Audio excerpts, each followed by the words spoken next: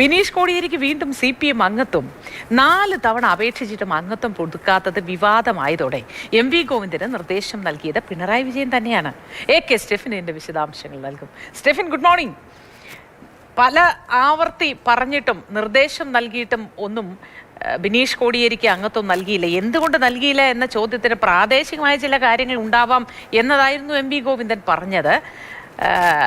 ഇപ്പോൾ ഇതാ പ്രതിപക്ഷ നേതാവ് പിണറായി വിജയൻ നേരിട്ട് ഇടപെട്ടിരിക്കുന്നു. കഴിഞ്ഞ ദിവസം സമരത്തിന് മുൻനിരയിൽ നമ്മൾ കണ്ടതാണ്. വളരെ മനസാന്നിധ്യത്തോടെ ഏറ്റവും ഒടുവിൽ വരെ കാര്യങ്ങളൊക്കെ നോക്കി നടത്തുന്ന ഒരു കാര്യക്കാരനായി, ഇനി ആ കാര്യക്കാരനായി നിന്നതിനുള്ള ഉപകാരമാണോ ഇത്?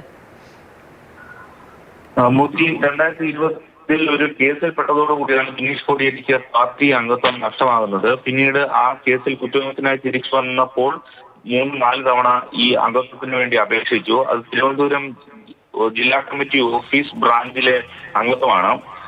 ജില്ലാ കമ്മിറ്റിയിൽ നിന്നും അംഗീകരിക്കപ്പെടുകയും എന്നാൽ സംസ്ഥാന നേതൃത്വം അതിന് പച്ചക്കൊടി കാണിക്കാതിരിക്കുകയും ചെയ്തു. തുടർന്ന് ആണ് അത് വിവാദമായത്. 4 തവണ ഏതാണ്ട് 2-3 വർഷത്തിനിടയിൽ ഇതിങ്ങനെ നടന്നു വരികയായിരുന്നു. ഒടുവിൽ ഈ വിഷയം വിവാദമായതോടുകൂടി കഴിഞ്ഞ തിങ്കളാഴ്ചയാണ് പിണറായി വിജയൻ തന്നെ നേരിട്ട് രംഗത്ത് എത്തിയത്.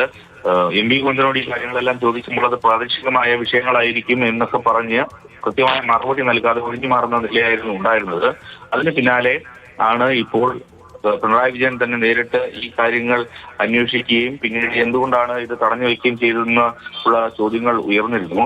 അതിനെ തുടർന്നാണ് ഇപ്പോൾ സംസ്ഥാന സെക്രട്ടറി തന്നെ നേരിട്ട് ഈ വിഷയത്തിൽ ഇടപെടുകയും അംഗത്വം പുതുക്കി നൽകുകയും ചെയ്തിരിക്കുന്നത്. നേരത്തെ മൂർത്തി സൂചിപ്പിച്ചതുപോലെ തന്നെ അങ്ങനെ ഒരു ഉപകാരസ്മരണയായിട്ട് ഇതിനെ കണക്കാക്കാൻ കഴിയില്ല. കാരണം മെനഞ്ഞാണ് ഈ സംഭവങ്ങളൊക്കെ ഉണ്ടാകുന്നതും ബിനീഷ് കോടിയേരി പിണറായി വിജയന്റെ വീട്ടിന് മുന്നിൽ പ്രതിഷേധിക്കാനൊക്കെ എത്തുന്നതും അന്നും വലിയ ചർച്ചയായതാണ്.